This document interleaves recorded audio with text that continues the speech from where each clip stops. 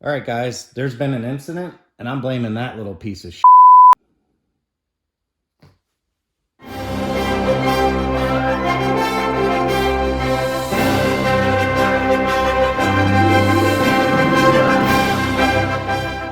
I'm doing another unbox of a Tower Hobby Sport, and I'm going to prove to you it's V2 because here is all these two things are really all that's left of the original, except for that G32 motor that I put in the STA Ryan. And by the way, I noticed that nobody caught me doing that. Nobody asked about the motor. So, but yeah, the G32 motor came out of this plane, went into the Ryan, the Ryan STA.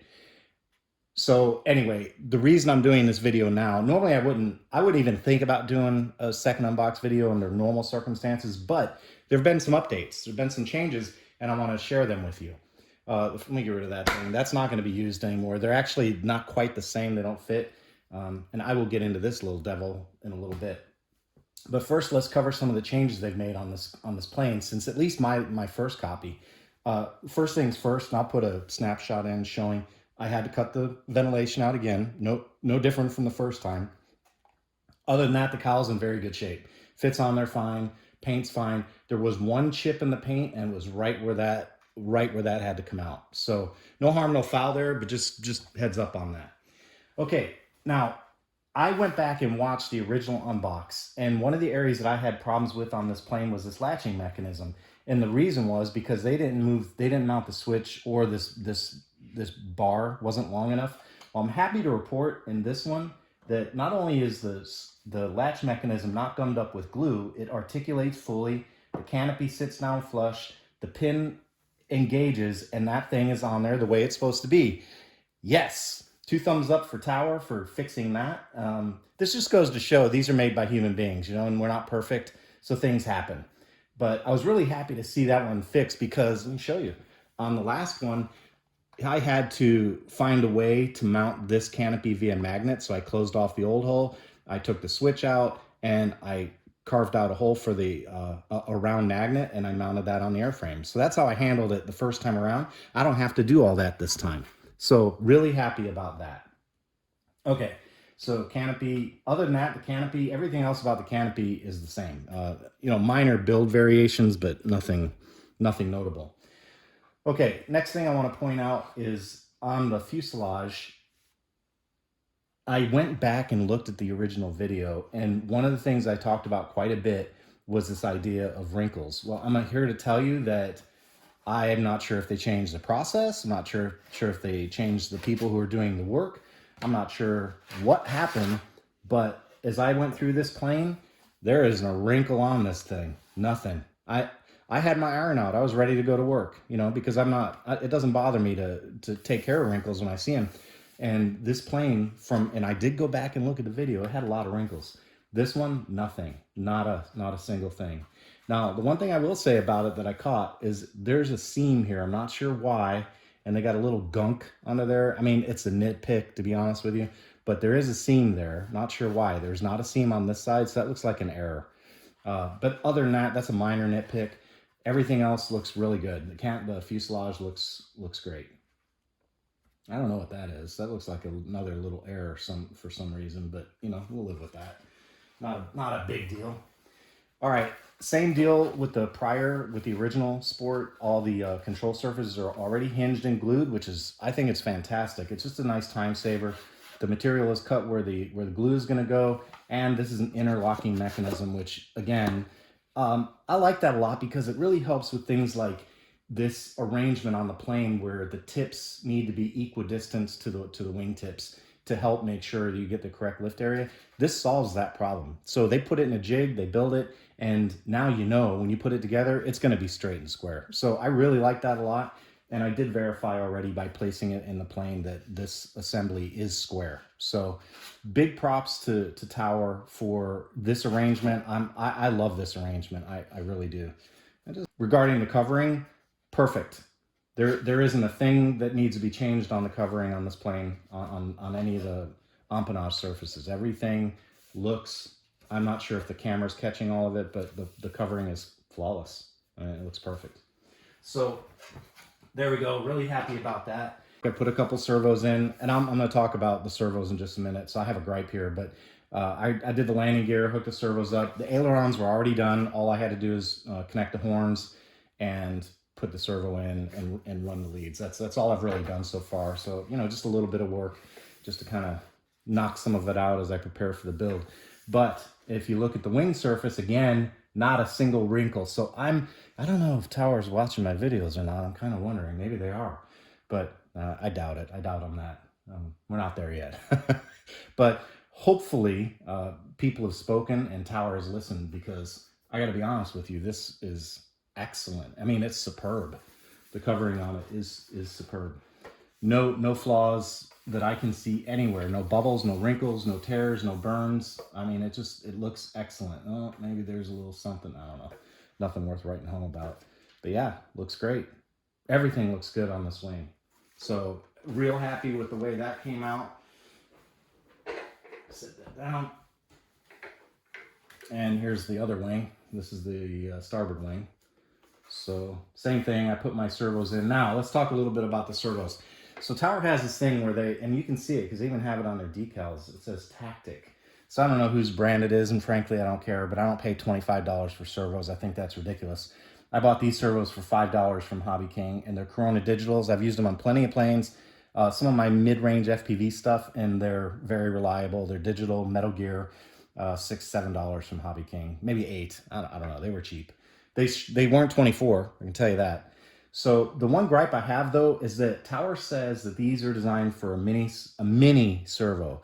So I spent the time doing a lot of reading in terms of measurements, and this is a mini servo, but it's also a 32-gram servo. That seems to be the way to find the one that fits. And even though I found a 32-gram servo that has virtually almost identical, the same measurements advertised for the Tactic servo, the hole was still too big. So you can see the screws. I really had to angle those screws out in order to hit the hardwood.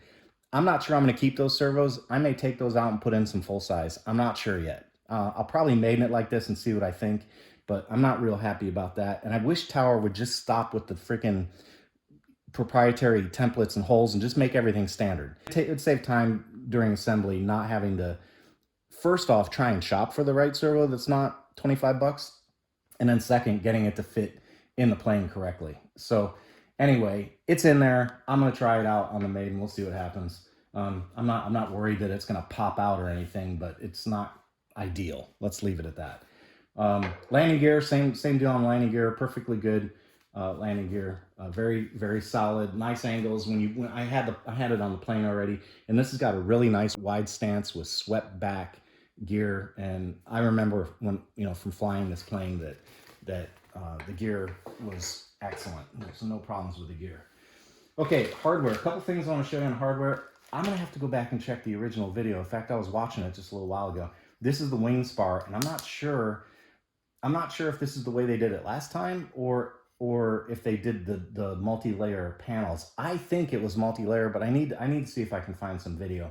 In any event, this is cool because I just get tired of epoxying 2 layers of plywood together. I'm glad they just gave us a nice, I don't even know, redwood, that's what it looks like. They gave us a nice hard piece of hardwood for a spar, and I already checked the fit on the wing and it's fine. So again, 2 thumbs up for that. If you remember the last couple of Tower planes I got, I complained about not having the backing plates for the control horns. This one had all 4 of them. So yay again, Tower did some QA and got their stuff together. Normally I throw these away pretty quick. I don't use nitro, but I thought I'd keep this one just to show you, if you're a nitro person or a gas person, that it looked like the tank was already assembled. Everything's already done, which that's kind of cool. I mean, I'm not going to use it, but I just throw these away. I should try and find a use for them, I suppose, but I just get rid of them. But anyway, it's all assembled, and I thought that was just kind of a nice touch. The hardware kit, we still got to build a firewall. No big deal. They include a little Velcro, and these triangle cuts are for the firewall. I remember that from last time. So still got to build a firewall. No big deal there. Okay, one other thing to see on a couple other things I'll show you, but one other thing I wanted to keep out was, I've never seen these before. I found these on Hobby King. That's a Y connector. And I thought it was just kind of cool because it has the inbound leads from your aileron servos if you want to use a Y splitter. They both go into that connector right there, and both of them, that's the Y.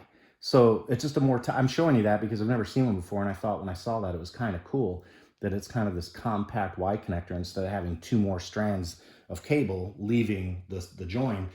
That also looks to me to be more reliable because this housing is crimped on that wire and those pins are in there. That it looks pretty sturdy. So anyway, Hobby King, I got a bag of 5 of those for, I don't know, $3. So the ESC, I am still using these Beatles ESCs and I like them. They even have started a new thing now for an extra, I don't know, it was like an extra 80 cents. They soldered on the XT60 for me. Like, wow, that's perfect. And the barrel connectors are on, so this one just goes straight in the plane and I'm off to the races. I do have a programming card for this. You can get them on Amazon for a few dollars. So, you know, check out the Beatles 60 amp ESCs. I've had good luck with several planes with these. No problems at all. Okay, let's talk about the criminal, this criminal. So the reason I have to build another Tower Hobby Sport is because of, and I'm going to call them out because they crashed my plane, an FR Sky VAR7-2. This is the receiver that I had in the original Tower Hobby Sport. Now, here's what happened. And I don't have video footage of it, unfortunately. It was just a normal fly day. I wasn't doing any filming. But bottom line, I took the airplane up off the runway. I'm climbing out. The plane, as it climbs out, it flips over on its back and augured straight into the ground. Now, you say, well, John, that could have been anything. That could have been a locked up servo. It could have been a locked up radio transmitter. It could have been anything. You could have had a control rod fall off. Who knows? Well, the reason I know it's this is because I had the same exact thing happen on the Mini Contender with one difference. On the Mini Contender, I got it back in time to save it. I landed it, took it home, and did some troubleshooting, took the receiver out ultimately, and replaced it with a known working receiver, and those problems went away. On this plane, I didn't have any adverse control problems, so I didn't think it was the receiver. That's maybe just me being a little stubborn, but I didn't think about it being the receiver because I've had so much luck with other FR Sky products that it never occurred to me that it was a receiver. So I kept flying the Sport. I didn't think the Sport had a problem because I never saw anything manifest itself in flight. Anyway, the fateful day came. I took off, went flying, and it did the same exact thing that the Mini Contender did, except I didn't get it back in time to save it. It went up, flipped over, went in the ground. Now, for the record, on the Mini Contender, when I switched over to a known receiver, and I think it's one of their, I forget, it's a little 4-channel, about this size. And as soon as I put that in that Mini Contender, no problem. I've been flying that plane ever since. Never had a problem with it since. So I blame this. This is the reason that I have a Tower Hobbies Sport number 2. And now, next question you might ask is, well, what the heck, man? You did that back, I mean, it was a Christmas present last year, if you remember. Well, all year long, this thing has not been in stock. Believe me, I've looked. I've been waiting for this to come back in stock, finally back in stock. If you want to get a really nice sport flying airplane, get one. These are spectacularly good planes. I bought another Sport, and there's a reason for it. It's because it's a superb flying airplane, and I really enjoyed it. When it crashed, I was heartbroken. I was really broken up about it because, you know, it's such a cool plane, and I was really happy to have it in my hangar, and I'm still looking for that replacement for the Millennium Master. I kind of thought this was the one. But then, you know, fate took over. I crashed the plane, and then I had to wait for Tower to get some more back in stock. Anyway, there we are. I'm going to get it built. I'll go ahead and do a maiden video just so you guys can see it back up in the air again. And as long as I don't crash this one, I'll get this one some footage on the channel as well, because it's a big plane, 60-inch wingspan, nice covering scheme, very visible. I think it's 60-inch. Yeah, 60.2 inches. Very visible in the air. Maybe this would be a good one to do some of my air handling and airmanship type videos with. So anyway, I hope you guys enjoyed the video. And, one of the things about flying RC, we're all humans, we all make mistakes. Nothing's perfect out there. So this is one of those examples of a down. I had a beautiful plane crash, and that happens. It happens from time to time. Anybody who says they haven't crashed a plane when they're flying RC is a liar, or they don't really fly. So it happens from time to time. Anyway, hope you enjoyed the video. If you did, I'd appreciate your subscription. And if you love the video, give me a thumbs up and talk about it in the comments down below, and that helps the videos that I produce get a little more traction on YouTube when people look for the content that I produce. All right, guys, take it easy. Thanks for watching. Take care.